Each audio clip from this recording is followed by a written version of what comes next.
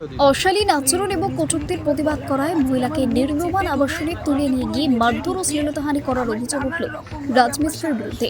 আর এই ঘটনা জুড়ে চাঞ্চল্য ছড়িয়েছে বরানগরের মহারাজা নন্দকুমার রোড এলাকায়। অভিযোগ, ওই এলাকার বাসিন্দা তনুশ্রী ভট্টাচার্যের বাড়ির পাশে একটি নির্মীয়মান আবাসন রয়েছে, যেখানে বাইরে থেকে কাজ করতে আসা মিস্ত্রিরা ওই যুবতীকে দিনের পর দিন কটূক্তি করত বলে অভিযোগ। এমনকি গোপনে ওই যুবতীর ভিডিও করতে অভিযুক্ত মিস্ত্রিরা। এরপর বাধ্য হয়ে এই সমস্ত ঘটনার প্রতিবাদ জানায় ওই তরুণী। ওই আবাসনের মূল মিস্ত্রিকে তিনি এই বিষয়টি জানিয়ে দেন। অভিযোগের পর এদিন সকালে ওই অভিযুক্ত মিস্ত্রিটি যুবতীর উপর চড়াও হয় এবং তাকে নির্মীয়মান আবাসনে তুলে নিয়ে যায়, আর সেখানে বিভিন্ন ধারালো অস্ত্র দিয়ে মারধর করে বলে অভিযোগ। যুবতীকে শ্লীলতাহানি করার চেষ্টা করে এবং প্রাণে মেরে ফেলার হুমকিও দেয়। অবশেষে যুবতীর মা বাবা ঘটনাস্থলে গিয়ে মেয়েকে উদ্ধার করে। এরপর মেয়েটি বরানগর থানায় গোটা ঘটনার বিবরণ দিয়ে এবং প্রমাণ সহ অভিযোগ দায়ের করে। বরানগর থানার পুলিশ অভিযোগ পাওয়ার সাথে সাথেই ব্যবস্থা নেয়। ইতিমধ্যে মূল অভিযুক্ত রাজমিস্ত্রি মিলন শেখকে গ্রেপ্তার করেছে পুলিশ।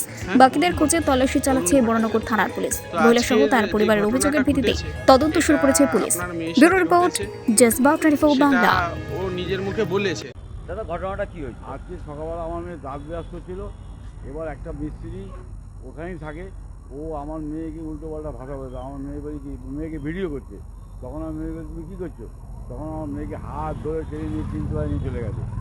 তখন ও চিৎকার করছে। তখন আমি এবং আমার ওয়াইফ গেলাম, গিয়ে ওকে নেশে কীতে ছাড়া কোদালে বাট করেছে মারবে বলে। আমাদের কোদালে আমার মেয়েকে আমাকে মারবে, আমার ওয়াইফকে মারবে। ওই কোনো বাপ বাড়ি আমার মেয়েকে ধাক্কা দিয়ে বলছে বস, সেখানে তোকে যেতে দেবো না। ওই ফ্ল্যাটেই কি ওই উনি কাজ করতো? রাজমিস্ত্রি। ওই ওই ওই ফ্ল্যাটেই কাজ করতো। থানায় অভিযোগ জানিয়েছেন? থানা জানিয়েছি আমরা, সব বরানগর মিউনিসিপালিটি থানা, হাইকোর্ট ফাইকোর্ট সব করা আছে।